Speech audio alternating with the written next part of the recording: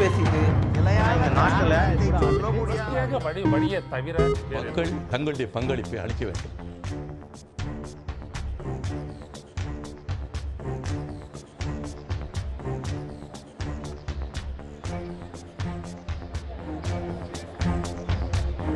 வணக்கம் நண்பர்களே, நேர்பட பேசு நிகழ்ச்சிக்கு உங்களை வரவேற்கிறோம். தமிழகம் முழுவதும் நடைபெற்று வரக்கூடிய ஜல்லிக்கட்டு போராட்டங்களுடைய தொடக்க புள்ளியாகவும் மைய புள்ளியாகவும் இருக்கக்கூடிய அலங்காநல்லூர் மண்ணிலிருந்து இன்றைய நேர்பட பேசு அமர்வு நிகழ இருக்கிறது. புதிய தலைமுறை தொலைக்காட்சி ஜல்லிக்கட்டிற்காக மாணவர்கள் இளைஞர்கள் நடத்தக்கூடிய போராட்டத்திற்கு ஒரு ஒத்திசைவு செய்யும் வகையில் கடந்த 24 மணி நேரமாக இடைவெளி எதுவும் விடாமல், அதாவது வர்த்தக ரீதியான விளம்பர இடைவெளி எதுவும் விடாமல் தொடர்ச்சியாக ஜல்லிக்கட்டு செய்திகள் குறித்த செய்திகளை ஒளிபரப்பி வருகிறோம். நமது செய்தியாளர் களத்திலிருந்து பல்வேறு செய்திகளை வழங்கி வருகிறார்கள். இன்றைய நேர்பட பேசு அமர்வு இதுவரை நடைபெற்ற நேர்பட பேசு அமர்வுகளை விட மிகவும் வித்தியாசமானது என்பதை சொல்லிக் கொள்வதில் மிகவும் பெருமைப்படுகிறோம். ஏனெனில் குளிர்சாதன அரங்குகளில் அறிவுசார் தளங்களில் இருக்கக்கூடியவர்களை அழைத்து மக்கள் பிரச்சனையை விவாதிப்பதில் இருக்கக்கூடிய சௌகரியத்தை விட மக்கள் பிரச்சனைகளை மக்களிடமே சென்று மக்களோடு இருந்து மக்களிடம் கற்றுவிட்டு மக்களுக்காக விவாதிப்பது, அதுவும் மக்களோடு விவாதிப்பதை பெருமையாகவே கருதுகிறது நேர்பட பேசு அமர்வு.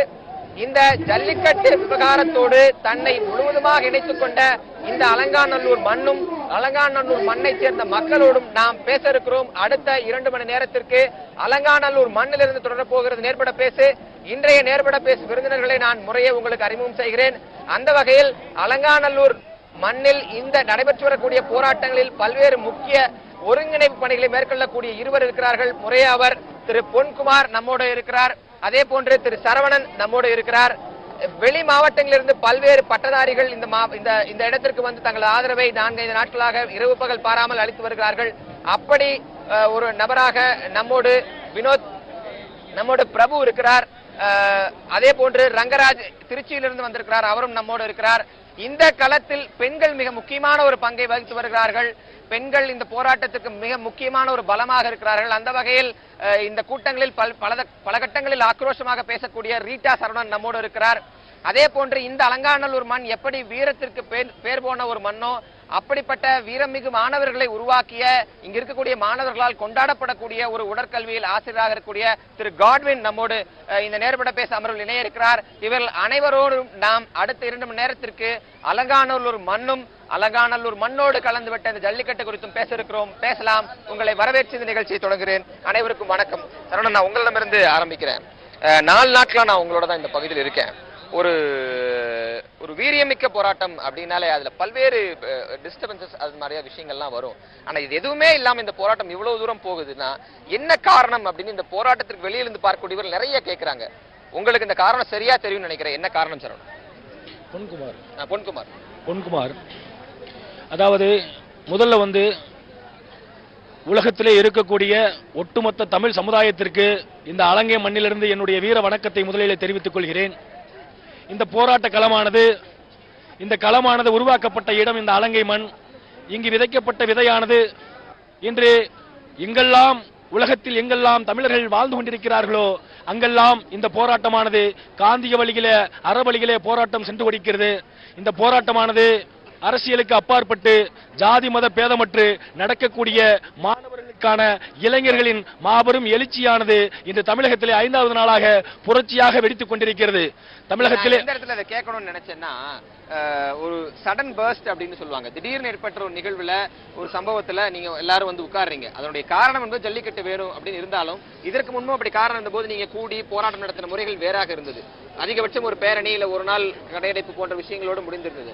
ஆனா இது இவ்வளவு தூரம் நீடிக்கும் அப்படின்னு நினைச்சீங்களா? இது நீடிச்சுன்னா என்ன காரணமா இருக்கும்னு நினைக்கிறீங்க? அதாவது இதற்கு காரணம் கடந்த சில ஆண்டுகளான்னு சொல்றதை காட்டிலும் கடந்த ஒரு 30 ஆண்டு காலமாக மத்திய அரசாங்கம் தமிழக அரசாங்கத்திற்கு இழைக்கப்பட்டு வரும் அந்த கொடூரங்களையும் கொடுமைகளையும் பார்த்து வருகிறோம். காவிரி பிரச்சனையாக இருக்கட்டும், முல்லை பெரியாறாக இருக்கட்டும், விவசாயிகள் பிரச்சனையாக இருக்கட்டும், சமீபத்தில் நடக்கக்கூடிய விவசாயிகள் என்னது தற்கொலை பண்ணிட்டு இருக்காங்க, அப்படிப்பட்ட பிரச்சனையாக இருக்கட்டும், இன்று வறட்சி மாநிலமாக தமிழகத்தை அறிவிக்க வேண்டும் என்று தமிழக முதல்வர் அவர்கள் பிரதமரிடம் ஒரு கோரிக்கை வைத்துள்ளார். இப்படி இந்த தமிழகமானது அதாவது குடியிலே மூத்த குடி தமிழ் குடி, மொழியிலே மூத்த மொழி தமிழ் மொழி. அந்த மொழியிலும் அந்த குடிக்கும் சொந்தக்காரர்களாக இருக்கக்கூடிய அந்த தமிழர்கள் உலகம் முழுவதும் கிட்டத்தட்ட 10 கோடி பேர் வாழ்ந்து கொண்டிருக்கிறோம். அவர்களுக்கு இழைக்கப்படும் கொடுமைகளை இதுவரை பார்த்து கொண்டிருந்த இளைஞனால் குமுறி எழுந்த ஒரு போராட்டமானது இப்படி உருவாகி இருக்கிறது. அப்படி தொடர்ச்சியாக நீங்க சொல்லக்கூடிய விஷயங்கள் அதிருப்தி இருந்தனால ஜல்லிக்கட்டு அதுக்கு ஒரு வடிகாலம் அமைஞ்சிருச்சுன்றீங்களா? ஜல்லிக்கட்டு காரணம் எதற்காக இப்படி உருவானது என்று கேட்டால், கடந்த ஓராண்டு காலமாக இந்த ஜல்லிக்கட்டு நடைபெறுமா, அதாவது 2014 இந்த ஜல்லிக்கட்டுக்கு தடை விதித்தார்கள். வெளிநாட்டு நிறுவனமான பீட்டாவின் கார்ப்பரேட் நிறுவனங்களின், அதாவது ரொம்ப அதிகமா சொல்லக்கூடாதுன்னு நினைக்கிறேன், 3 லட்சம் கோடி பால் வியாபாரத்திற்காக 5000 ஆண்டுகளுக்கு முன்னாக நடைபெற்ற என்னுடைய பாட்டன் முப்பாட்டன் சேர்த்து வைத்த என்னுடைய பெருமைகளை அளிக்க ஒருவனும் தமிழனாக இருக்கக்கூடிய நாங்கள் விடமாட்டோம். உயிரை கொடுத்தேனும் இந்த ஜல்லிக்கட்டை இந்த மண்ணில் நடத்தி காட்டுவோம். இந்த மண்ணு மட்டுமல்லாது தமிழகத்தில் எங்கெல்லாம் ஜல்லிக்கட்டு நடந்து கொண்டிருக்கிறதோ அத்தனை கிராமங்களிலும் ஜல்லிக்கட்டு நடக்க வேண்டும். அதற்கு தமிழக அரசு உத்தரவிட வேண்டும். நம்ம தொடர்ந்து பேசுவோம். இதே போன்று இந்த போராட்டத்தை ஒருங்கிணைத்துக்கூடிய 4 நாட்களாக நான் பார்த்துக் கொண்டிருக்கிற 2 இளைஞர்கள் மிக பிரமிப்பாக இந்த போராட்டத்தை கட்டுப்படுத்தியிருக்கிறார்கள். அதில் ஒருவர் பொன்குமார், மற்றொருவர் சரவணன். இவரிடம் பேசலாம். சரவணன், பல்வேறு ஜல்லிக்கட்டு நிகழ்ச்சியில் நீங்க கலந்துருக்கீங்க. ஜல்லிக்கட்டு நிகழ்ச்சியில் அந்த வர்ணனை மற்ற விஷயங்களா செஞ்சிருக்கீங்க அப்படின்னு நான் கேள்விப்பட்டேன். உங்க கிராம மக்களோட பேசும்போது கேள்விப்பட்டேன். ஆனா இந்த போராட்டம் இப்படி போயிட்டே இருக்கும்போது இரவு பகல் பார்க்காம ஒருங்கிணைக்கிறது அப்படிங்கிறது எங்கு சாத்தியமாகுது? என்ன மாதிரியான பாண்டிங் உங்களுக்கும் இந்த மக்களுக்கும் ஏற்பட்டு கொண்டே இருக்கு? எனக்கு இந்த மக்களுக்கு புரிதல் ஒன்று இருக்கு. ஏன்னா ஜல்லிக்கட்டை பற்றி என் மக்களுக்கு, என் கிராம பெண்களுக்கு நான் முதல்ல எடுத்துரைச்சேன். என் கிராம பெண்கள் உண்மையிலே அவங்க வீரியமானவங்க. எப்பயுமே எனக்கு நான் ஒரு விஷயம் சொன்னேன்டா, ஏன்னா முதல்ல ஒரு விஷயம் சொல்லுவேன், அவங்க புரிஞ்சுக்குவாங்க. அதுக்கப்புறம் இந்த போராட்டத்தை நீ செய்யலாம், அப்புறம் இல்லாட்டி நீ வேணாம் செய்யாத அப்படின்னு. இந்த போராட்டத்தை நான் போன வருஷமே முன்னெடுத்து விட்டேன். ஆனால் சில உள்ளிருப்புனால என்னால் இந்த போராட்டத்தை நடத்த முடியலை, மாணவர்களை ஒன்று திரட்ட முடியலை. இந்த வருஷம் இதை எப்படியாவது முடிக்கணும், மாணவர்களை திரட்டணும், இந்த போராட்டத்தை கண்டிப்பா நடத்தி இதற்கான தீர்வு கேட்கணும்னு சொல்லி. நீங்க ஜல்லிக்கட்டுல கலந்துக்கிற வீரரா? ஆமா, நான் ஜல்லிக்கட்டுல எனக்கு தெரிஞ்சு நான் 10ஆவதுல மாடி பிடிச்சிட்டு தான் இருக்கேன். நீங்க எத்தனை வருஷமா ஜல்லிக்கட்டுல கலந்துக்கிறீங்க? நான் 15 வருஷமா பிடிச்சிருக்கேன். இங்க பிடிக்கும் 15 வருஷமா மாடு பிடிச்சிருச்சு. 15 வருஷம் மாடு பிடிக்கீங்க. இந்த 2 ஆண்டுகள் ஜல்லிக்கட்டு நடக்கலையே, அப்போ என்ன மாதிரியான ஒரு உணர்வு இருந்துச்சு? இந்த 2 வருடங்கள் நான் என் மனதில் பெரிய என்னால் இருக்கவே முடியலை. இப்பயா ஜல்லிக்கட்டு நடந்துருமா, இப்போ ஜல்லிக்கட்டு நடந்துருமா அப்படின்ற ஒரு மனசில் ஆழமான ஒரு 15 நான் பழைய ஜல்லிக்கட்டை மனசில் நினச்சிக்கிட்டு தான் இருந்தேன். இப்படியாவது ஜல்லிக்கட்டில் நான் அப்பப்போ வாரம் காவல்துறைக்கே தெரியாமல் வாரம் நாங்கள் மாடுகளை அந்த மாதிரி ஜல்லிக்கட்டு பயிற்சி சொல்ல முடியாது. நாங்களாம் தனியாக ஒரு இடத்துல வாடிவாசமாக செட் பண்ணி அதுக்கு நாங்கள் பயிற்சி எடுத்து அதில் நாங்கள் பிடிச்சிக்கிட்டே இருந்தோம். ஏன்னா எங்களால் இருக்க முடியலை. அந்த ஒரு நான் கேட்க விரும்புறேன். இப்போ ஒவ்வொரு காலகட்டம் மாறும்போதும் இளைஞர்கள் பல்வேறு விளையாட்டு குழுக்களில் மாறி போவாங்க. கிரிக்கெட்டு, அது இது கம்ப்யூட்டர் கேம்ஸ் வேறு வந்துட்டாங்க. ஆனா இங்க இருக்கிற எல்லா இளைஞர்கள்ட்டையும் நான் ஒரு விஷயத்தை ஒற்றுமையாக பார்க்க முடிகிறது. அது காளைகள் மீதான பாசமும் ஜல்லிக்கட்டும் அவங்கள்ட்ட போகவே இல்லை. இது என்ன காரணம்? உங்க வாழ்வியல் இது ஒரு முக்கியமான அங்கமா இருக்கா? ஆமாம், நாங்கள் காலையில் எனக்கு என்னோட தம்பி, நான் இதுக்கு முன்னாடி ஒரு மாடு வளர்த்தேன். அந்த மாடு இறந்த நாள், அதுக்கப்புறம் இன்னும் நான் மாடு வாங்கலை. இப்போ ஒரு கண்டு வாங்கி வச்சிருக்கேன், கம்பத்தில் இருக்கு. அதை ஜல்லிக்கட்டு அப்படி நான் கூட்டிகிட்டு வருவேன். நம்ம தொடர்ந்து பேசலாம். நம்மோட மற்றொரு இருக்கிறார் பிரபு. மைக் வாங்கிக்கோங்க. வெளி மாவட்டங்களிலிருந்து வந்த மாணவர்கள், இளைஞர்கள் தான் இந்த போராட்டத்தை வழிநடத்தினாங்க. இந்த கிராம மக்கள் உங்க எல்லாருக்கும் ரொம்ப ஆதரவா இருந்தது அந்த 4 நாட்கள்ல பார்த்தோம். இந்த இடத்துக்கு தமிழ்நாடு முழுவதும் பல போராட்டங்கள் பல இடங்கள் நடந்தாலும் இந்த இடத்துக்கு வரணும்னு உங்களை தூண்டிய முதல் கட்ட காரணம் என்ன? வணக்கம். ஒரு இளைஞனா இந்த மக்கள் படும் பாடையும், அரசாங்கம் மக்களை எப்படி ஏமாத்திட்டு இருக்குன்ற ஒவ்வொரு நகர்வையும் ஒவ்வொரு இளைஞனும் உற்று நோக்கிக்கிட்டே இருக்கான். அதுதான் முதல் அரசாங்கங்கள் புரிஞ்சுக்கணும். உலகத்தில் இருக்கக்கூடிய அத்தனை இளைஞர்களும் இந்த அரசாங்கம் எப்படி செயல்படுது அப்படின்றத உற்று நோக்கிக்கிட்டே இருக்கான். அவனோட வேலைகள் பல இருந்தாலும் இந்த அரசாங்கம் என்ன கொள்கை முடிவில் செயல்படுதுன்றதை உற்று நோக்கிட்டு இருக்கு. ஆனா இந்த மாதிரி இளைஞர்கள் இருக்க மத்தியில நாங்க ஏன் அலங்கநல்லூருக்கு வரணும்னு முடிவு எடுத்தோம் அப்படின்னா, நான் சின்ன வயசா இருக்கும்போது என் அப்பாவோட தோல் மேல உட்காந்து இந்த ஜல்லிக்கட்டை நான் பார்த்தவன். இருக்கேன். அப்போ எனக்கு என்ன அறியாமையே உணர்வு தூண்டி நான் அழுகிறேன்.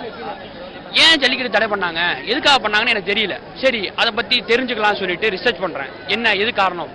அடுத்த வருஷம் நாங்க போகணும்னு முடிவெடுத்தேன். அடுத்த வருஷம் எவ்வளவு சிரமம் இருந்தாலும் நாங்க போகணும், போய் மக்கள்கிட்ட என்ன நடந்துச்சுன்னு சொல்லணும் போது அதனோட தரவுகளெல்லாம் எடுக்கிறேன். எடுக்கும் போது இதுக்கு பின்னாடி இருந்த மிகப்பெரிய சதியை நான் கண்டுபிடிச்சேன். ஏன்னா இப்ப இருக்கிற நவீன யுகத்துல ஈஸியா கண்டுபிடிச்சிடலாம். அதன்படி இதுல இருக்கக்கூடிய பின்புலத்துல அந்த மாதிரியான பின்புல விஷயங்கள் நம்ம நிறைய நேரங்களில் அடுத்தடுத்த கட்டங்களை பேச போறோம், நம்ம பேசலாம். முதல் கட்டமாக இந்த ஈர்ப்பு வந்ததுக்கு காரணம் உங்க தந்தைன்னு சொல்றீங்க. நம்ம அந்த பாயிண்ட் அடுத்த செகண்ட் செக்மெண்ட்ல எல்லாம் பேசலாம். திரு காட்வின் இருக்கார். காட்வின் அவர் வெளி மாவட்டத்தை சேர்ந்த இளைஞர், இவர் இந்த ஊரை சேர்ந்த இளைஞர். வெளி மாவட்டத்தை சேர்ந்த இளைஞர், இவர் இந்த பகுதியை சேர்ந்த இளைஞர். இந்த பகுதியை சேர்ந்த இளைஞர்கள் சிறுவர்கள்கிட்ட இந்த விளையாட்டுகள் தொடர்பான ஒரு ஈர்ப்பு இருந்துட்டே இருக்கு. நீங்க உடற்கல்வி ஆசிரியர் கூட, நீங்க எப்படி இந்த ஸ்டூடெண்ட்ஸ் பாக்குறீங்க? அதாவது சார், இயற்கையாகவே பார்த்தீங்கன்னா இந்த மண்ணோட மாணவர்கள் வந்து எல்லா விளையாட்டுலையுமே ரொம்ப ஆர்வமாக இருப்பாங்க. மற்ற மாணவர்களை காட்டிலும் இந்த மாணவர்களுக்கு கொஞ்சம் அதிகமாகவே எனர்ஜி இருக்கிறத நான் பார்த்துருக்கேன். இப்போ எங்கள் ஸ்கூலில் எடுத்துக்கிட்டிங்கன்னா குத்துச்சண்டை, வால் சண்டை, நீச்சல், டேக்வாண்டோ, ஜூடோ, ஸ்குவாஷ், சிலம்பம் ஆகிய போட்டிகள்லாம் வந்து இருக்குது. இதில் பார்த்தீங்கன்னா கிட்டத்தட்ட 13 ஆண்டுகள் ஆயிடுச்சு. எங்கள் மாணவர்கள் வந்து தொடர்ந்து மாநில போட்டியில் கலந்து கொண்டு வெற்றி பெற்று வராங்க. இதுக்கு வந்து ரொம்ப பலசாலியாக இருக்கணும் அப்படின்றதெல்லாம் இல்லை, இயற்கையாகவே அவங்களுக்கு வந்து அந்த வீரம் இருக்கு. அதை நான் வந்து நிறையா முறை பார்த்துருக்கேன். இது மூலயமா நிறைய பேர் வந்து காவல்துறையிலையும் ராணுவத்திலையும் ரயில்வேலையும் வந்து வேலைவாய்ப்பை பெற்றிருக்காங்க. இல்ல, இந்த ஜல்லிக்கட்டு கனெக்ட்னு ஒரு விஷயம் இருக்குல்ல சார், ஜல்லிக்கட்டுக்கு ஒரு, அதாவது மற்ற விளையாட்டு மாதிரி கிடையாது ஜல்லிக்கட்டு, ஒரு ரியல் ஃபைட். நீங்க இறங்கினா உங்க உயிர் தப்பிக்குமான உங்களுக்கு தெரியாது. அந்த உணர்வுக்கு இந்த மாணவர்கள் எந்த பருவத்தினா, நீங்க ஒரு 5 வயதுல இருந்தே 5ஆம் வகுப்புல இருந்தே கூட மாணவர்கள் நீங்க பார்க்க வாய்ப்பு இருந்திருக்கலாம். எந்த நேரத்துல அவங்க அதை நோக்கி ஈர்க்கப்படுறாங்க? ஏன்னா பல பேர் வேலையே வேணாம், நான் இதை பாத்துக்கிறேன்னு கூட இருக்காங்கல்ல, அந்த அளவுக்கு அவர்கள் மனதில் அது ஊன்றதுக்கு என்ன காரணம் நினைக்கிறீங்க? அதாவது 1ஆம் வகுப்புல இருந்தே சொல்லலாம். ஏன்னா சுத்திலும் வந்து அந்த வாடிவாசல சுத்திலும் பாத்தீங்கன்னா பிரைமரி ஸ்கூல் இருக்கு. அந்த பையன் வந்து 1ஆம் வகுப்புல இருந்தே அதை பாக்குறான், ஒவ்வொரு வருஷமா அதை பார்த்துக்கிட்டு வரேன். அந்த மூமெண்ட்ல அவன் வந்து நம்ம ஸ்கூல்ல வரும்பொழுது இது அவ்வளவு ஒன்றிருச்சு. நம்ம வேண்டாம்னு சொன்னா கூட அவன் வந்து ஏத்துக்க போற மனப்பக்குவத்தில் இல்ல. அவன் பாக்குறதெல்லாம் முதல்ல வாடிவாசல தான் பாக்குறான், வாடிவாசல தான் பாக்குறேன். இப்ப நானே அவன் சொல்லியிருக்கேன், நான் தம்பி இந்த மாதிரி 3 நாட்கள்ல வந்து மாநில அளவு போட்டி இருக்கு, நீ ஜல்லிக்கட்டை ஓரமா உட்காந்து பாரு, நீ அடக்கிறேன்னு உள்ள போயிடாத, அதுக்கப்புறம் ஏதாவது ஒரு விபரீதமான நடந்துருச்சுன்னா ரொம்ப கஷ்டம் தம்பி அப்படின்னு நான் சொல்லுவேன். நான் அப்படி நம்ம சொல்றதுக்கு அந்த நேரத்துல கேட்பான். ஆனா ஜல்லிக்கட்டு நேரத்துல அவன் உள்ள நிக்கிறத நான் நிறைய பார்த்திருக்கேன். அப்படிப்பட்ட அந்த இடத்துல தான் பொன்குமார்ட்ட கேட்க நினைக்கிறேன். பொன்குமார், இப்போ நீங்க கூட சொன்னீங்க இந்த இடத்துல பிடிக்க வேண்டாம், அவருடைய மாணவர் அப்படின்னு சொன்னீங்கல்ல, வாழ்வியலோடு இப்போ ஒரு பல விஷயங்கள் இங்க சொல்றாங்க. நான் உங்க வாயிலிருந்து கேட்டா அது சரியா இருக்கும்னு நினைக்கிறேன். ஒரு குறிப்பிட்ட பருவத்தை ஒரு இளைஞன் எட்டி விட்டானா அவனுக்கு காலை வாங்கி தருவோம் அப்படின்லாம் சொல்றாங்கல்ல.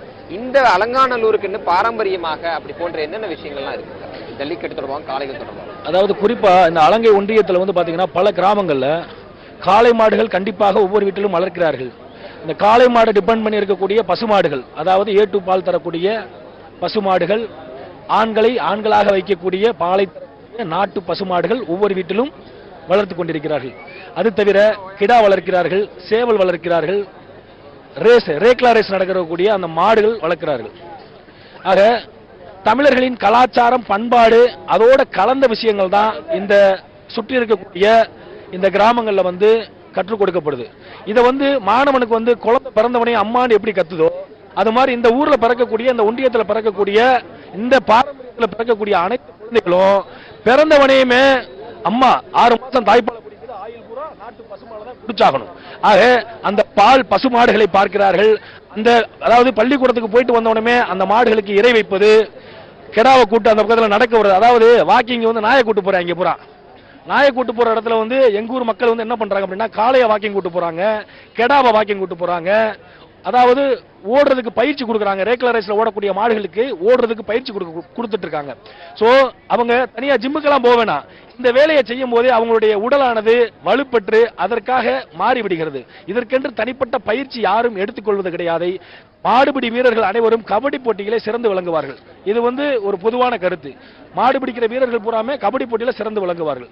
இது வந்து யாரும் சொல்லிக் கொடுத்து வரக்கூடிய விஷயம் கிடையாது. ஒரு தடவை ஜல்லிக்கட்டை வந்து பார்த்துட்டேன் அப்படின்னாக்க தமிழ ஆயுள் பூரா அந்த ஜல்லிக்கட்டை பார்க்காம அவனால இருக்க முடியாது. ஜல்லிக்கட்டு நடக்கக்கூடிய நேரத்துல அவன் எந்த ஊர்ல இருந்தாலும் மனசு பூரா இங்க இந்த ஜல்லிக்கட்டு நடக்கக்கூடிய இடத்துலதான் இருக்கும், உயிர் மட்டும்தான் அங்க இருக்கும். அப்பேற்பட்ட புகழ் வாய்ந்த தமிழர் கலாச்சாரத்தோடு ஒன்றிய விஷயம் தான் இந்த ஒன்றியத்தை சுத்தி நடந்துகிட்டு இருக்கு.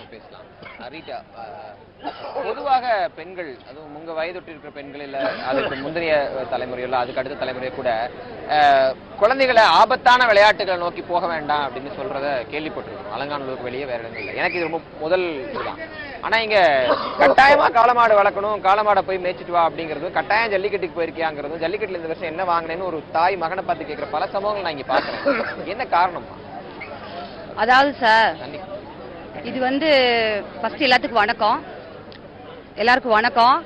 நான் கிராமத்துல இருந்து தான் வந்திருக்கேன். பெருசா அந்த டவுன்ல இருந்து அந்த மாதிரிலாம் பேசி எனக்கு அப்படிலாம் பேசணும். நீங்க சாதாரணமா உங்களுக்கு உங்க மொழியில பேசுங்க. அதுக்காக நாங்க இங்க வந்திருக்கோம். ஆமா, நீங்க கேட்ட கேள்வி எனக்கு மறந்து போச்சு. இன்னொரு கேளுங்க. இல்ல, அதாவது பல இடங்கள்ல பெண்கள் இப்ப ஒரே ஒரு பையன் இருக்கான் வீட்டுல, ஆபத்தான விளையாட்டுக்கு அனுப்பக்கூடாது அப்படிலாம் சொல்லுவாங்க. ஜல்லிக்கட்டுக்காக நீ காளையை போய் மேய்ச்சிட்டு வா, காளையை காளை கூட விளையாடி, ஏன் இந்த வருஷம் ஜல்லிக்கட்டுக்கு போகலன்னு எங்க அம்மா என்ன கேட்பாங்கன்னு சொல்ற இளைஞர்கள் நான் பாக்குறேன். என் மகனை கண்டிப்பா நான் ஜல்லிக்கட்டுக்கு அனுப்புவேன்.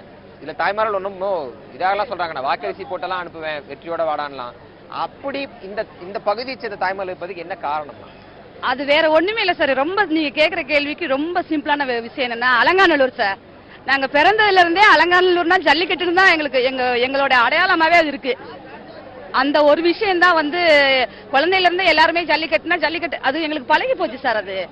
அது எங்க காலைங்க, அது ஒண்ணு பண்ணாது எங்களுக்கு தெரியும். எங்க காலைங்க எங்க பிள்ளைங்க போய் விளையாடுது, அது ஒண்ணும் செய்யாது. தவறுதலா போய் கூட்டத்துல விழுகிறது தான் இதாருமே ஒழிய, துணிஞ்சு நின்று தனித்தனியா புது போடும் போது காலைக்கும் எந்த இதுவும் வராது, அந்த காளையை அடக்க போன காலைக்கும் எந்த ஆபத்து வந்ததுல இது வரைக்கும் என்ன. அதனால நீங்க கேட்கிற கேள்வி இதான் சார் பதில். மறுபடியும் நான் அதுதான் பொன்குமார்ட்ட கேட்டதான் நான் மறுபடியும் வரேன். ஒரு பாரம்பரியம்னு இருக்கும்ல, சில கிராமங்களுக்கு சில வழக்கம்னு இருக்கும். அப்படி வழக்கத்துல உங்களுடைய மரபுல இந்த ஜல்லிக்கட்டு எப்படி இருக்கு? இப்ப ஒரு பொண்ணை கட்டி கொடுத்தா ஒரு கறவை மாட்டை வாங்கி அனுப்புறது அப்படிலாம் சில கிராமங்களை சொல்றது நான் கேட்டிருக்கேன். அந்த மாதிரி இந்த கிராமத்துக்கும் ஜல்லிக்கட்டுக்கும் மரபு ரீதியா ஏதாவது தொடர்பு இருக்கா?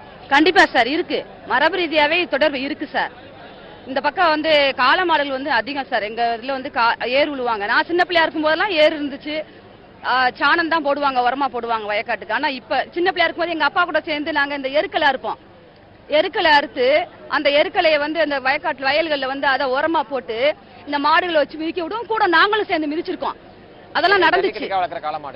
இல்ல இல்ல, காளை அதுக்குன்னு இருக்கு, அந்த காலையும் இருக்கு. ஆமா, இது கோயில் மாடு. இந்த ஜல்லிக்கட்டுக்காக வளர்க்குற காளையை நாங்க கோயில் மாடுன்னு தான் சொல்லுவோம் ஒழிய அத காளைன்னு நாங்க ஃபர்ஸ்ட் உச்சரிக்க மாட்டோம். அது கோயில் மாடுங்க. திரும்பவும் சொல்றேன், அது கோயில் மாடு, எங்க சாமி மாடு. சாமி மாதிரி தான் அதை வளர்த்துக்கிட்டு இருக்கோம்.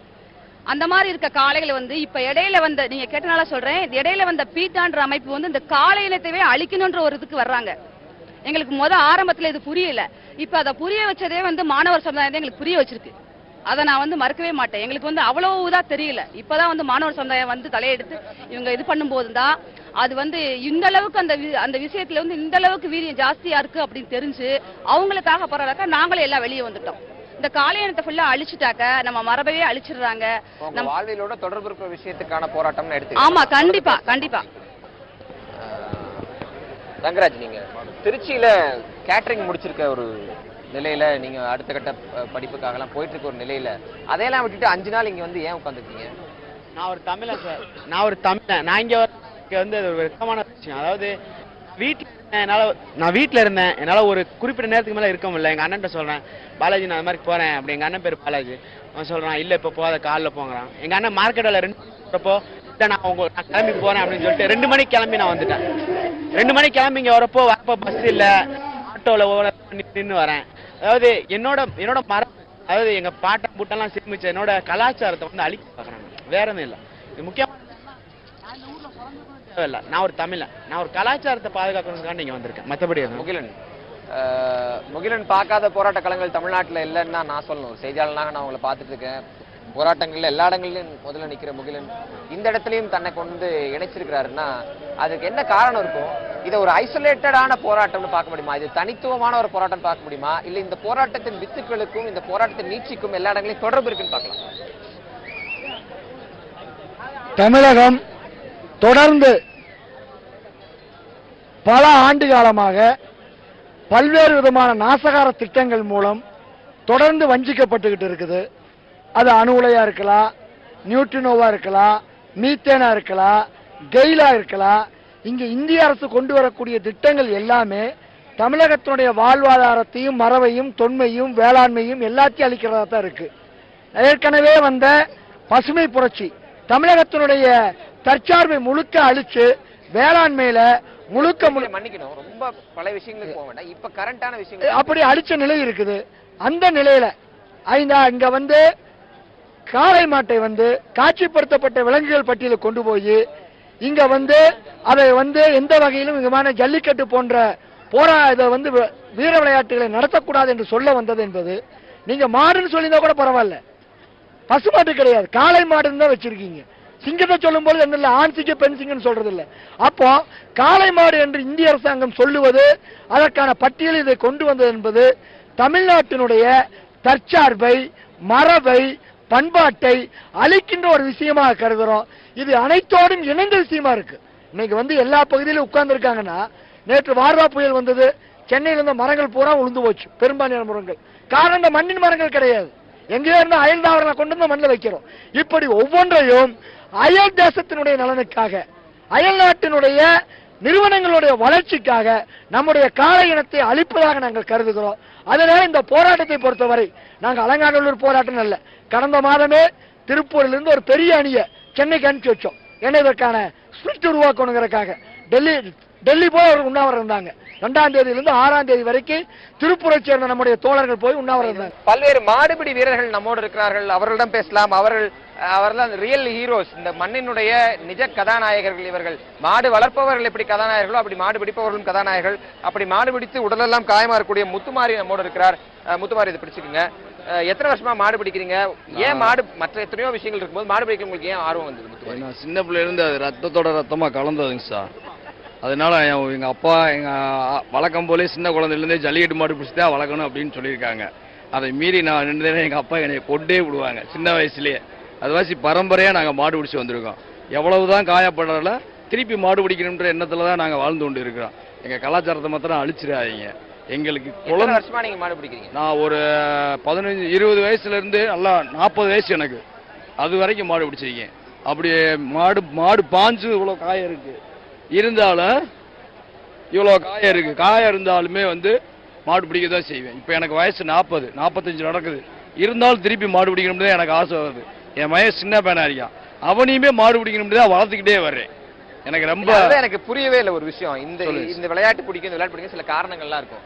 மாடு பிடிக்கிறது எதனால? உங்களை சுத்தி எல்லாமே நீங்க அதை மட்டுமே பார்த்ததுனால உங்களுக்குள்ள வந்த ஆர்வம்? இல்ல நாங்க பரம்பரையா சின்ன குழந்தையில இந்த மண்ணுல பிறந்ததுல இருந்து பாட்டையும் தாத்தாவுக்குள்ள இருந்திருந்து அந்த மாடு பிடிக்கிற ஒரு ரத்தம் எங்க உடம்புல ஊறிடுச்சு. அதனால நாங்க அதை மாற்ற முடியாது. இப்ப வந்து திடீர்னு மாற்ற சொன்னாலும் மாற்ற முடியாது. நாங்க சின்ன வயசுல இருந்தே மாடு பிடிச்சிருக்கோம். எங்க பிள்ளையெல்லாம் நாங்களும் அப்படிதான் வளர்க்குறோம். நான் இன்னி பேர் அடுத்த வர்ற காலகட்டத்திலையும் ஜல்லிக்கட்டு மாடு தான் பிடிக்கணும். வேற வரைக்கும் போயிட்டீங்க. சரி, நம்ம பேசுவோம். வேறு சிலரும் இங்க இருக்கிறார்கள். இவர் நீங்க வந்து வர எல்லாத்தையும் பேசலாம். வரேன் சார், வரேன் பேசலாம், எல்லாருமே பேசலாம், காத்துருங்க. நீங்க பள்ளி ஆசிரியராகவும் இருக்கீங்க. ஆமா சார். இந்த ஜல்லிக்கட்டு ஆர்வம் உங்களுக்கு எப்படி வந்தது? எத்தனை ஆண்டுகளாக பிடிக்கிறீங்க? நான் சிறு வயதுல இருந்தே, நான் கல்லணை கிராமத்துல பிறந்திருக்கேன். கல்லணை கிராமத்துல ஆரம்பத்துல இருந்தே பாத்தீங்கன்னா ஜல்லிக்கட்டுனா பூரா கோயில் மாடுகளை வச்சு நாங்க ஒரு ஃப்ரெண்ட்ஸ்களா ஒரு 10 பேர் சேர்ந்து சிறு வயதிலே அந்த மாட்டு தும்முள்ள விழுந்து நாங்க பிடிச்சு பழகணும். அதுக்கப்புறம் அலங்காநல்லூர் ஜல்லிக்கட்டுல ஒரு 2000 ஆண்டுகளுக்கு முன் காளியம்மனுக்கு வந்து பலி கொடுக்கிறது. அதாவது எப்படின்னா 2000 ஆண்டுக்கு முன்னாடி முனியாண்டி திருவிழா முடிஞ்சது, காளியம்மன் திருவிழா வந்ததுமே ஜல்லிக்கட்டு கம்பல்சரி வருஷம் நடைபெறும். அதை நீங்க தடுத்தீங்க. ஆனா இளைஞருடைய வீரத்தோட ஒரு முக்கியத்துவம் இல்லாம போச்சு. அது எனக்கு மன வருத்தத்துக்குரிய செயலா இருக்கு. நான் கல்லணையில பிறந்து நான் வந்து ஒரு மாடு விடுகிறேன்னு கல்லணை கிராமத்துல ஜல்லிக்கட்டு நடந்துச்சு 20 ஆண்டுகளாக. இன்னைக்கு 20 ஆண்டுகளா சாமியை கும்பிடல.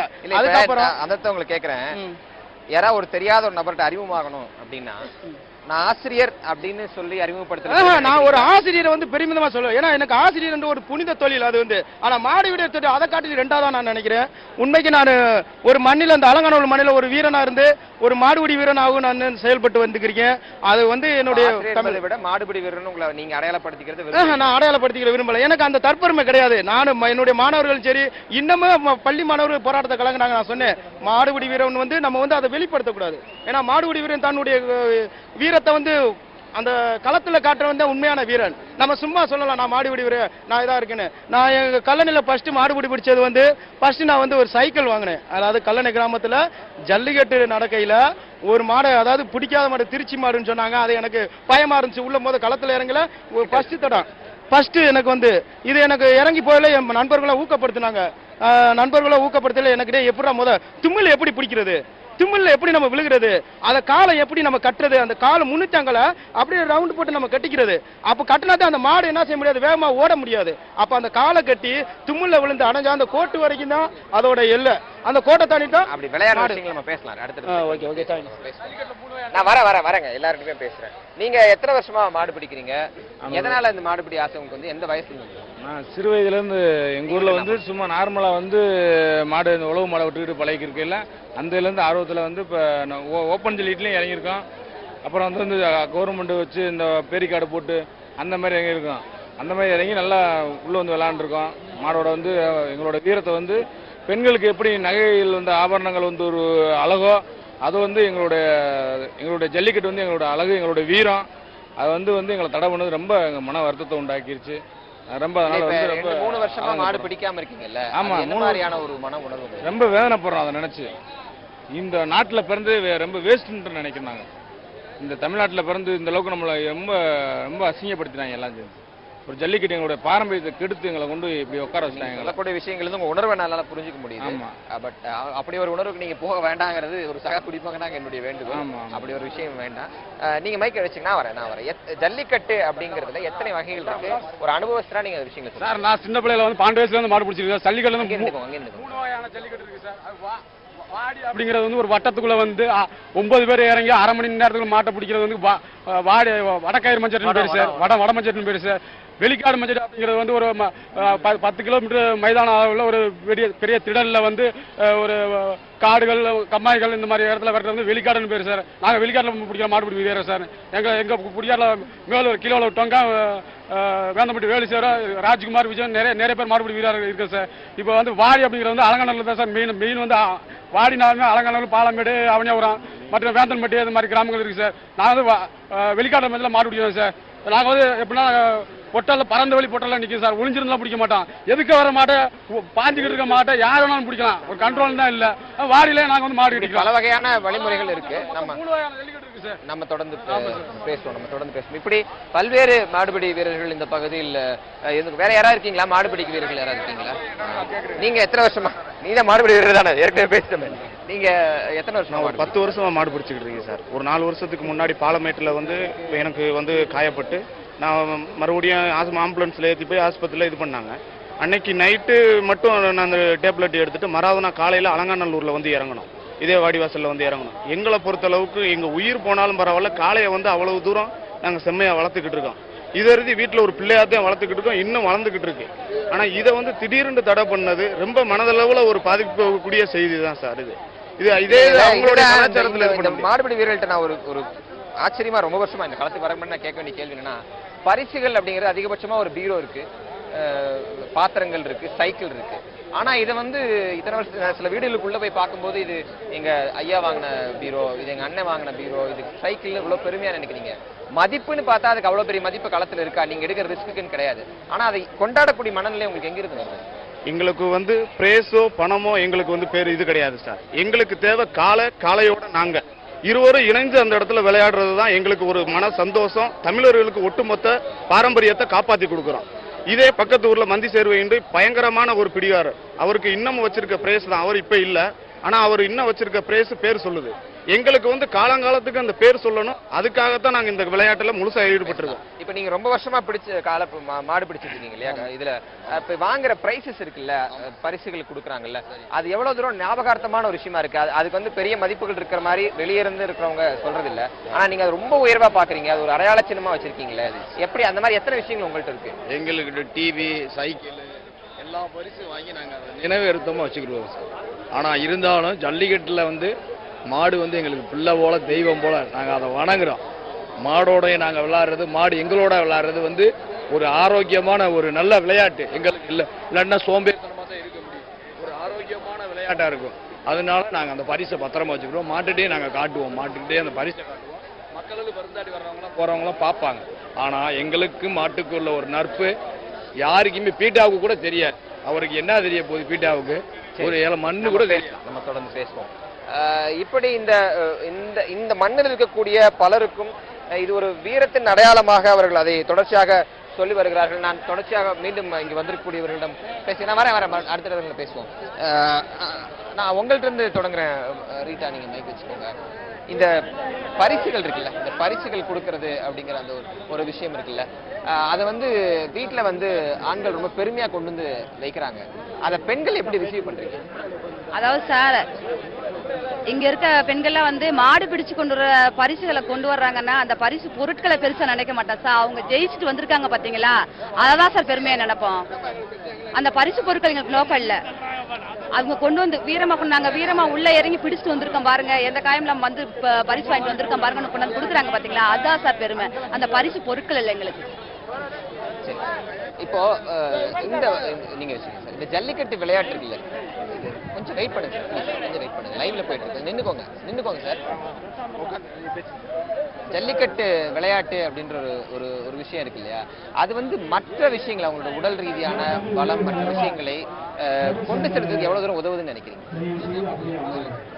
அதாவது ஜல்லிக்கட்டு அடக்கிறது இல்ல, ஜல்லிக்கட்டு பிராக்டிஸ்க்கு போறதுனால வேற பெனிஃபிட்ஸ் அவங்களுக்கு உடல் ரீதியாக, போலீஸுக்கு போறாங்க, மிலிட்டரிக்கு போறாங்க, அது எப்படி நடக்குது சார்? அவங்க வந்து இப்ப கயிறு ஏறுறாங்க, கொஞ்சம் காவல்துறையில போகும்போது, ராணுவத்துக்கு போகும்பொழுது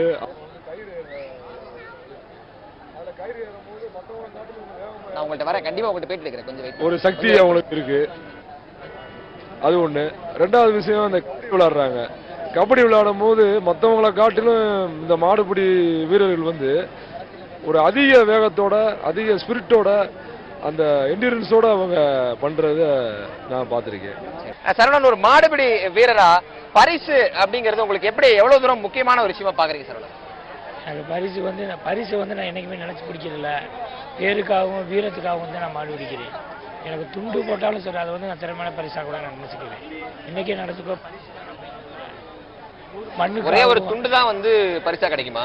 இல்லை, நான் ஃப்ரிட்ஜு, வாஷிங் மிஷின், கட்லு, பீரோ, தங்க காசு, அண்டா, மிக்சி எல்லாம் எந்தெந்த பரிசு இருக்கோ அந்தந்த மாடெலாம் நான் நல்ல மாடாக தான் பிடிப்பேன். சும்மா சாதா மாடலாம் பிடிப்பேன். நல்ல மாடாக குத்துற மாடாத்தையும் நான் பிடிப்பேன். நிறைய காயங்கள் இருக்கு எனக்கு. சரி, நம்ம பேசலாம். பொன்குமார், இப்போ பல வகைகள் சொல்றாங்கல்ல, ஜல்லிக்கட்டுல பல வகைகள் சொல்றாங்க. அந்த மாதிரி இந்த பரிசுகள் வழங்குறதுலயும் வகைகள் இருக்கா? அதாவது இந்த ஜல்லிக்கட்டு போட்டியில வந்து பரிசு வந்து ஒரு முக்கியமான விஷயம் கிடையாது. அதோட மதிப்பு வந்து பாத்தீங்க அப்படின்னாக்கா 500, 1000, 2000, மேக்சிமம் போனா 5000 ரூபாய் வரும். பட் அங்க வாங்கக்கூடிய கலை இருக்கு பாருங்க, இந்த மாட்டை இன்னார அடக்குனேன்ற பேர் இருக்கு பாருங்க, அந்த பேரு தான் அந்த பிடிக்கிற காளையருக்குரிய சொத்து. அவன் வாங்குற பரிசு பொருள் சொத்து கிடையாது. அவன் வாங்கக்கூடிய பெயர் அந்த களத்திலே இந்த ஊருக்காரன், இப்ப ஃபார் எக்ஸாம்பிள் புதுப்பட்டிக்காரன் திருச்சி மாட்டை அடக்குனா அப்படின்னாக்கோ அது புதுப்பட்டிக்கு பெருமை, அந்த புதுப்பட்டியில இருக்கக்கூடிய மாடுபிடி வீரனுக்கு பெருமை. அதைத்தான் கௌரவமா நினைக்கிறாங்களே தவிர அவங்க கொடுக்கக்கூடிய பரிசு பொருளுக்கு தங்க காசா இருக்கட்டும், வெள்ளி காசா இருக்கட்டும், சைக்கிளா இருக்கட்டும், டிவியா இருக்கட்டும், மொபைல் போனா இருக்கட்டும், அண்டாவா இருக்கட்டும், குண்டாவா இருக்கட்டும், அதுக்கு முக்கியத்துவம் கிடையாது. அந்த களத்திலே அந்த என்ன சொல்றது, அந்த விளையாட்டு களத்திலே அந்த ஏறு தழுவுதல், அந்த வீரத்தை திமிரா இருக்கக்கூடிய தமிழை அந்த திமிழை பிடிச்சு அடக்கிறான் பாருங்க, அதுதான் பெருமை. அந்த ஊருக்கு பெருமை, அந்த ஊருக்காரனுக்கு பெருமை, அந்த குடும்பத்துக்கு பெருமை, அந்த பரம்பரையை அதை போற்றி பார்க்கறாங்க. இப்போ அந்த நாட்டு மாடு இனங்கள் பற்றி நீங்க தொடக்கத்துல பேச வந்தீங்கன்னு நினைக்கிறேன். ஜல்லிக்கட்டிற்கும் ஜல்லிக்கட்டு தடை செய்வது, ஜல்லிக்கட்டு தடைங்கிறது 2 ஆண்டுகளாக இருக்கு. ஜல்லிக்கட்டு தொடர் தடைக்கும் நாட்டு மாடுகள் வந்து இதாகி ஜெர்சி பசுக்கள் வந்ததுக்கான வரலாறு என்பது பெருசு. கிட்டத்தட்ட 90களுக்கு பிறகே அது வர ஆரம்பிச்சிருச்சு. ஆனா இதை காரணியாக நீங்கள் பொருத்தி பார்ப்பதற்கு என்ன அடிப்படை இருக்கு? அடிப்படையில எல்லாரும் சொன்னாங்க, அதாவது இது எங்களோட குடும்ப உறுப்பினர் அப்படின்னாங்க. அந்த குடும்ப உறுப்பினர் எப்படி ஆச்சு அப்படின்றதுக்கு ஒரு வரலாறு இருக்கு. எப்படி விவசாய பணிகளுக்கு அது முக்கியமான ஒரு மூலப்பொருளா இருந்திருக்கு. மனிதன் எப்படி விவசாய களத்துல இறங்கி அதை செப்பன் செஞ்சு அதை இது பண்ண போறானோ, அது மாதிரி மாடுகளும் அவனோட ஒரு பாட்டா இருந்திருக்கு. அது உழுது, அது அவன் கூட அவங்க சொன்ன மாதிரி அவங்களோட அந்த சாணத்தை வந்து மெத்தி இவ்வளவு அவனோட ஒரு மனிதனோட மனிதனா 5 அறிவு ஜீவன் அவங்களோட தொடர்ந்து பணியா இருந்துட்டே இருந்திருக்கு. அப்போ மக்கள் எப்படி அதை பாக்குறாங்க அப்படின்னா, வீட்டுல அவனை ஒருத்தனை வளர்த்தா மட்டும்தான் அவனும் ஒரு ஸ்ட்ரென்த்தா இருந்தாதான் நம்ம விவசாய பணி செஞ்சு அவன் நமக்கு வருமானத்தை ஈட்டி கொடுப்பான். மேலும் அந்த நாட்டு பசுக்களை வச்சுக்கிட்டு அவங்க விவசாய பணி மட்டும் செய்யல, இன்னைக்கு வரைக்கும் கூட ஒரு குடும்பத்துக்கு மிக முக்கியமான கிராம பொருளாதாரமே பால் தான். இன்னைக்கு நீங்க ஒரு வீட்டுக்கு போங்க, மாடு இல்லாத வீடு இருக்காது. அந்த மாடுல இருக்க பால் வச்சுதான் வருமானமே. அந்த வருமானத்தை கை வைக்கும் போது தான் இன்னைக்கு எல்லாம் வீதியில இருக்கும். இது பேசிக். ஒரு இளைஞன் நாங்க இன்னைக்கு இது நாங்க எப்படி பாக்குறோம், சரி இன்னைக்கு நாங்க ஐடி ஃபீல்டு போயிட்டோம், நாங்க இதை எப்படி பாக்குறோம்னா எங்க நாங்க ஐடி ஃபீல்டு போனா திருப்பி எங்க வரணும், கிராமத்துக்கு தானே வரணும். அந்த கிராமத்துக்கு வரும்போது எங்க கிராமம் மெதுமெதுவா மாறிக்கிட்டு இருக்கு, கல்ச்சர் மாறுது, எல்லாமே மாறிக்கிட்டு வருது.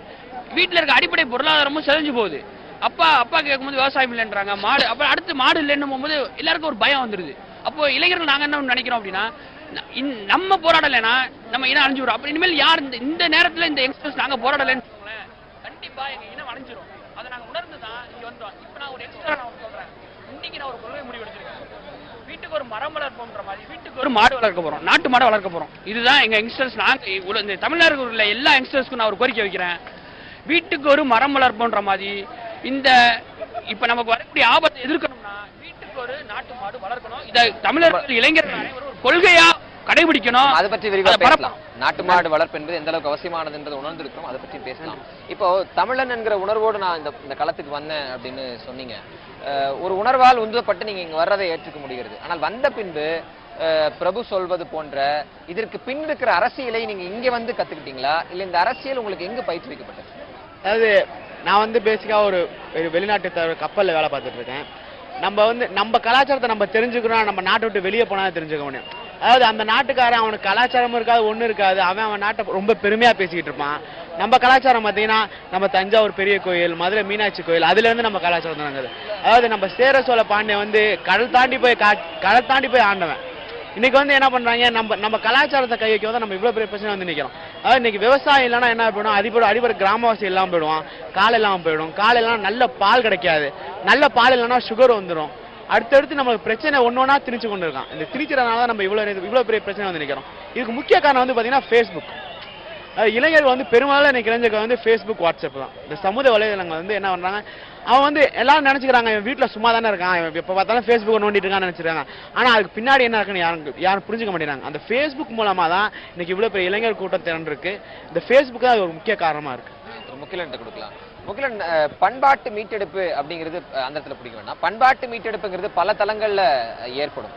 இப்ப சமீபத்துல குறிப்பாக நம்மாழ்வார் போன்றவர்களுடைய வருகை போன்ற விஷயங்களுக்கு பிறகு இந்த இயற்கைக்கு திரும்புதல், மீண்டும் நம்முடைய பழைய மரபுகளுக்கு திரும்புதல் அப்படிங்கிற ஒரு விஷயம் எல்லா இடங்களிலும் நடக்குது. அது ஒரு பக்கம் வர்த்தகமாச்சுங்கிறது தனியே விவாதம் வச்சுக்கோங்களேன். அப்படி மரபுக்கு திரும்பக்கூடிய ஒரு போராட்டத்தில் இந்த ஜல்லிக்கட்டு போராட்டத்துடைய பங்களிப்பு என்ன வரும்? நம்மாழ்வார இந்த நேரத்தில் வந்து நாம் நினைவு கூற வேண்டியது மிக அவசியம். காரணம், இயற்கை வழி வேளாண்மை என்பதை பொறுத்தவரை நம்முடைய வேளாண்மையை மரபு சார்ந்த விதைகள், எரு, பூச்சி விரட்டி, இப்படி எல்லாமே நம்மை மட்டுமே சார்ந்து இயங்க வேண்டும் என்பதற்காக இயற்கை வழி வேளாண்மை என்பதை முன்வைத்து ஒரு 20 ஆண்டு காலம் தொடர்ந்து தமிழகம் முழுக்க பிரச்சாரம் செய்து அதற்காக நூற்றுக்கணக்கான பண்ணைகளை உருவாக்கினர். அந்த இயற்கை வழி வேளாண்மையில் எருவை உருவாக்குவதில் மிகப்பெரிய பங்கு வந்து நாட்டு மாடுக்கு இருக்குது. அது மட்டுமல்ல, இப்போ நாம நாட்டு மாட்டு வளர்த்துறோம். நாம் வந்து காங்கேயம் பகுதி, என்ன ஊர், சொந்த ஊர் சென்னிமலை. காங்கேயம் எங்க ஊர் தான் காங்கேயம். காங்கேயத்தில் வந்து இயற்கையாவே அங்க வந்து எங்க காடுகளில கொழுக்கட்டி புல்லு முளைக்கு.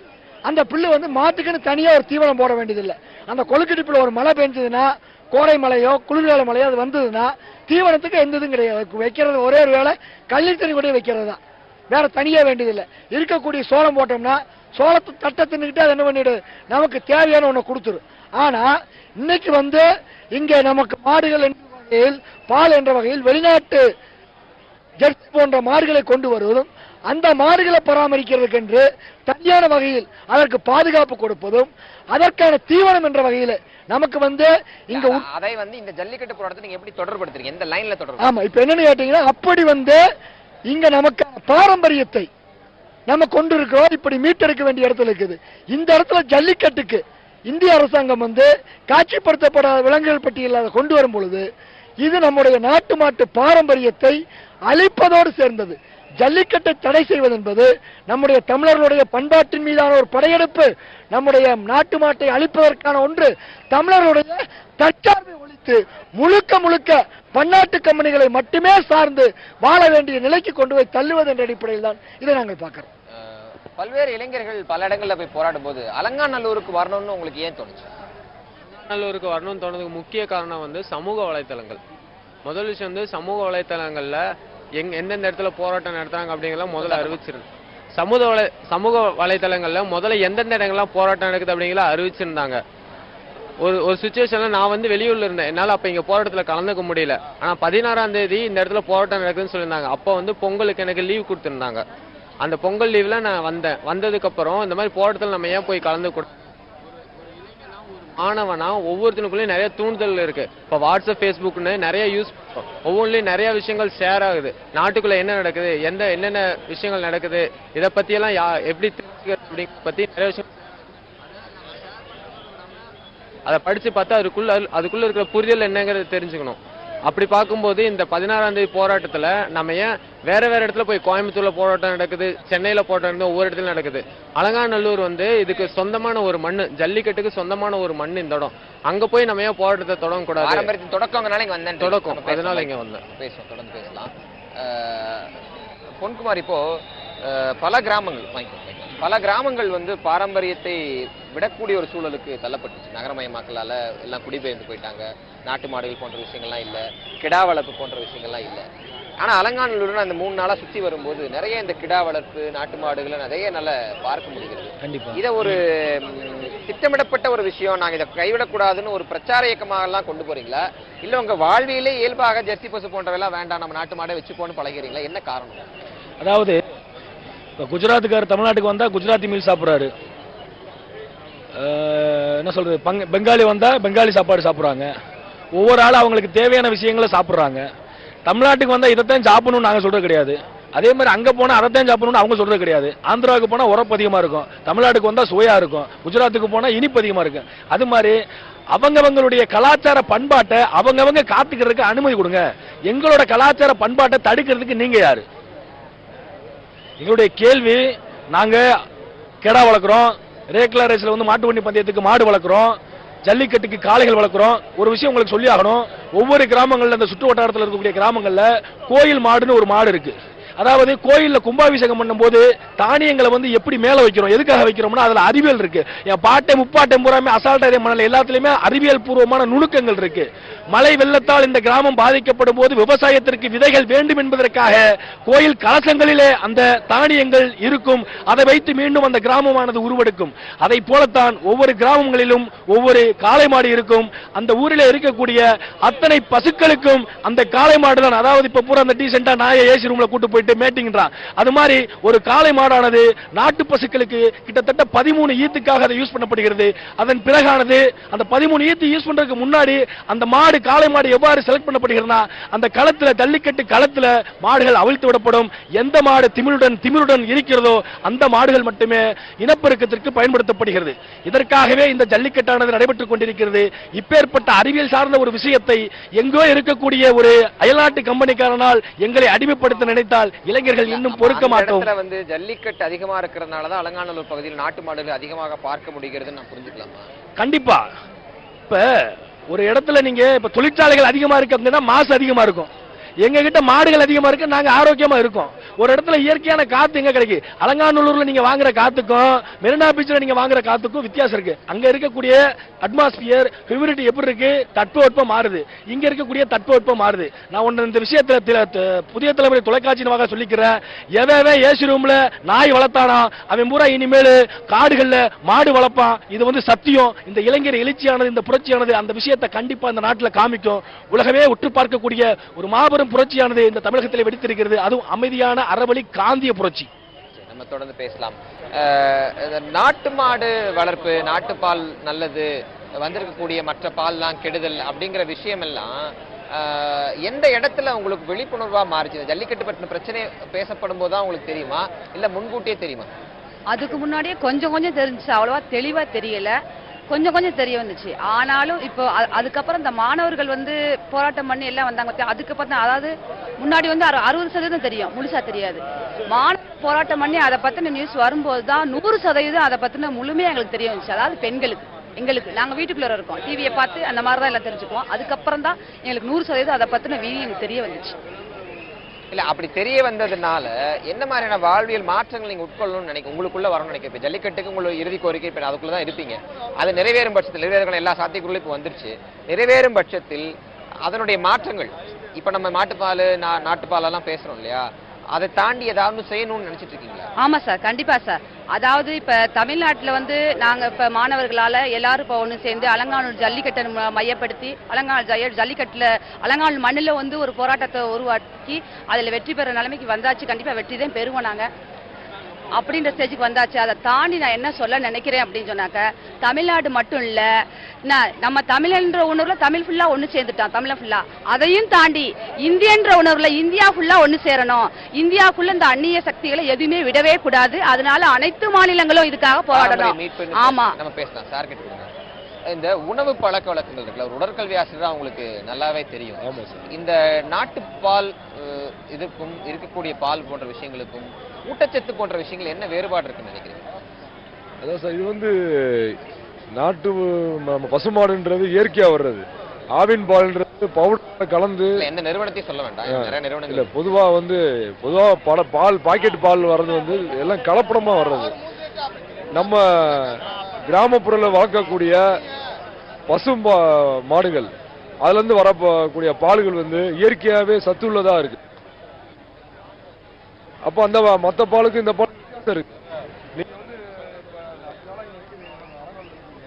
நீ அந்த பசும்பால் குடிச்சது வித்தியாசம் தெரியும். டெய்லியும் கொடுத்துறாங்க, காலையில சாயந்தரம் டெய்லியும் கொடுத்துறாங்க. ரொம்ப சுவையா இருக்கு. பரவாயில்ல, அதான் கொஞ்சம் குண்டா இருக்குன்னு நினைக்கிறேன். அதுக்குள்ள குண்டா. சரி, ஓகே, அந்த பெருமை உங்களுக்கு கிட்டும். அதான் ஊட்டச்சத்து அடிப்படையில சோர்வு மற்ற விஷயங்கள் நீங்க பார்க்கறீங்களா? நீங்க பரிந்துரைக்கிறீங்களா உங்க மாணவர்களுக்கு நாட்டு மாட்டு பால் குடிக்கணும் அப்படின்னு? கண்டிப்பா சார், இதுல எந்த மாற்று கருத்தும் கிடையாது. அதாவது இயற்கையா வர்ற மிகவும் சத்து வாய்ந்தது, ஆரோக்கியமானது. அப்படின்ற போது நம்ம ஆசிரியர் முறையில மாணவர்களுக்கு நல்லது தானே சொல்ல முடியும். நம்ம பேசலாம். இன்னொரு ஆசிரியர் இருக்கிறார், அவர்கிட்ட கொடுங்க. இந்த உங்களுடைய காலகட்டங்கள்ல இப்போ உங்களுக்கு அரௌண்ட் ஒரு 30 இருக்குமா உங்க வயசு? 31 சார். அந்த காலகட்டத்தில் முடிச்சிடறேன், கேள்வி முடிச்சிடறேன். இந்த வயதுல கண்டிப்பா உங்களுக்கு நிறைய நாட்டு மாடு இருந்திருக்கும், மாட்டு பால்லாம் குடிச்சு வந்திருப்பீங்க. அடுத்த தலைமுறை கொஞ்சம் குறைஞ்சிருக்கு அப்படின்னு நம்ம கேள்விப்படுறோம். அதை நீங்க எந்த இடத்துல மிஸ் பண்றதா நினைக்கிறீங்க நாட்டு மாட்டு பாலுக்கும்? ஏன்னா உடல் ஆரோக்கியம் ஜல்லிக்கட்டு விளையாட்டு வீரருக்கு ரொம்ப முக்கியம். அதை எங்கேயாவது உங்களுடைய குழந்தைகள் அடுத்த கட்டம் உங்களுக்கு அடுத்த தலைமுறை மிஸ் பண்றாங்கன்னு நினைக்கிறீங்களா? அதிகமா மிஸ் பண்றாங்க. என்ன காரணம்னு பாத்தீங்கன்னா, நாட்டு மாடு வகையில வந்து அதோடைய புல் வகைகள், பட்டை புல்லு, கூளம், வக்கில் சாப்பிட்டு வந்து அதோட ரத்தத்தை வந்து நம்மளுக்கு வந்து பாலா கொடுக்குது. ஆனா இப்ப இருக்க செர்சி மாடுன்னு ஒண்ணு இறக்கிட்டு வந்து அதுல வந்து கலப்படம் தீவனங்கள் எங்கிட்டு பார்த்தாலும், ஏன்னா கெமிக்கல் கலந்த தீவனத்துகளை கலந்தனால அது வந்து பால் குழந்தைகளுக்கு கொடுக்கையில வந்து சில குழந்தைகளுக்கு சேராம போயிருது. அதாவது சில குழந்தைகளுக்கு சேருது, சில குழந்தைக்கு சேராம போயிடுது. நான் இன்னைக்கு 10 மாடு பசு மாடு நான் வளர்க்குறேன். நான் ஒரு ஆசிரியர். இன்னைக்கு 10 மாடு பசு மாடு நம்ம வீட்டுல இருக்கு. என்ன பாத்தீங்கன்னா வைக்கல், புல்லு, மேய விடுதல், இதுல பாத்தீங்கன்னா பால் வந்து நம்மளுக்கு வந்து வைட்டமின் நிறைய இருக்கு. அப்ப நம்ம நாட்டு பால் வந்து குடிக்கிறது அவ்வளவு சத்தான உணவு. ஆனா செர்சி மாட்டை நம்ம நீங்க வந்து கொண்டுக்கிறீங்க பார்த்தா இதுல வந்து 5 லிட்டர் தான் கிடக்குது. ஆனா செர்சி மாடு பாத்தீங்கன்னா ஒரு நேரத்துக்கு 20 லிட்டர் கொடுக்குறான். அப்ப என்ன காரணம்? அவன் சம்பாதிக்கிறதுக்காக நம்மகிட்ட வந்து நாட்டு வகையில அணைச்சிட்டு செர்சி மாட்டை உள்ள கொண்டு வரான். இதான் என்னுடைய இது. முக்கியம். இப்போ இதுக்குள்ள இருக்கிற வர்த்தகம் நம்ம பேசுறோம், ஆனா கொஞ்சம் கலா யதார்த்தத்தையும் பேசலாம்னு நினைக்கிறேன். பசுமை புரட்சி அப்படிங்கும்போது வறட்சியை எதிர்கொள்வதற்கு வந்த விஷயம்னு சொல்லுது. வெண்மை புரட்சி அப்படிங்கும்போது பால் வந்து நாட்டு மாட்டுல கம்மியா தான் இருக்கு, அது வர்த்தகம் இல்ல, விவசாயத்தினுடைய ஒரு பேரலல் எக்கானமி அது உருவாக்கும் அப்படின்லாம் சொல்லும்போது விவசாயிகள் ரொம்ப எளிதில் இதுக்கு பலியாயிடுறாங்க அப்படின்னு தான் நம்ம பார்க்கிறோம். அவர்களை இந்த பொருளாதார சிக்கல்ல இருந்து நாட்டு மாட்டு இனங்களுக்கு மாற்றுவது அவ்வளவு எளிதில் நடந்துரும் நினைக்கிறீங்களா? அப்படி நடந்தா அதுக்கும் இந்த போராட்டத்துக்கு என்ன தொடர்பு இருக்கும்? கட்டாயம் நடக்கும். என்ன, கடந்த காலம் வெண்மை புரட்சி வந்த காலத்திலும் பசுமை புரட்சி வந்த காலத்தில் இருந்த நிலையிலிருந்து இன்னைக்கு விவசாயிகள் வந்து பல நிலைகளில் மாறுபட்டு வந்திருக்காங்க. இன்னைக்கு வந்து இயற்கை வழி வேளாண்மை பற்றி நம்மாழ்வார் போன்றவர்கள், சுபாஷ் பாலேக்கர் போன்றவர்கள்லாம் நாடு முழுக்க அதை பற்றி எடுத்துட்டு போனதுனால எங்கேயோ 2000 பார்த்தோம்னா யாரோ ஒரு விவசாயி என்ன செய்வாங்கன்னா ஒரு இயற்கை வழி வேளாண்மைக்கு திரும்பி இருப்பாங்க. ஆனா இன்னைக்கு வந்து ஈரோடு போன்ற மாவட்டங்களெல்லாம் 20 விழுக்காடு விவசாயிகள் அளவுக்கு இயற்கை வழி வேளாண்மைக்கு திரும்பி நாட்டு மாட்டை வந்து பாதுகாத்து அதன் மூலம் வந்து எருவுகளை பெற்று பயன்படுத்துகின்ற பஞ்சகாவியா போன்றதெல்லாம் தயாரித்து பயன்படுத்துகின்ற முறை இருக்குது.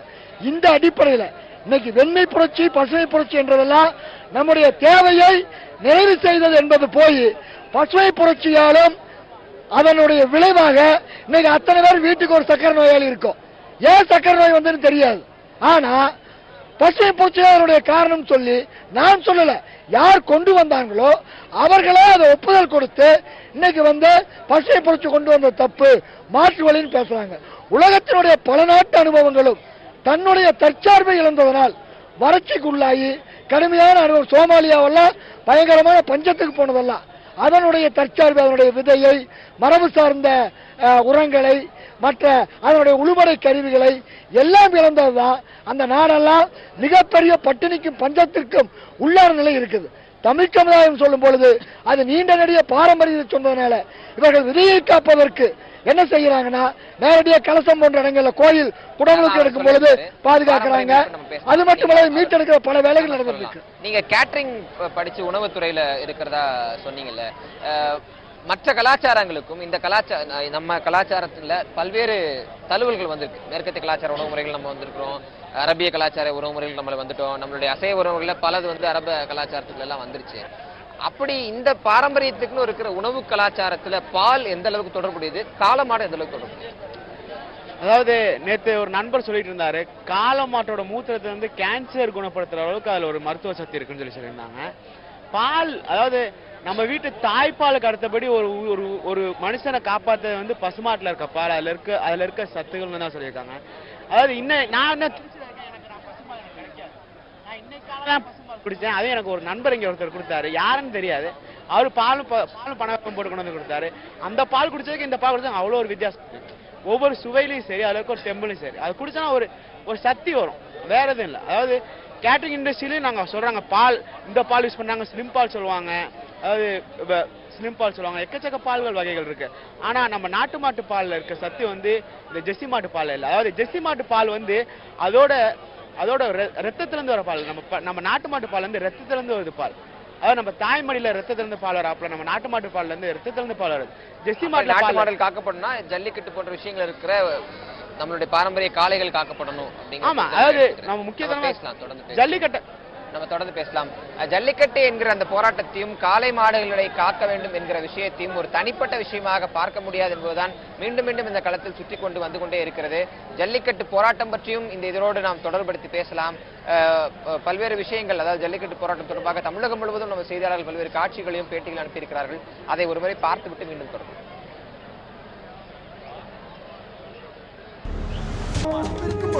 எதிர்த்து பேசிட்டு மக்கள் தங்களுடைய பங்களிப்பை அளிக்க வேண்டும்.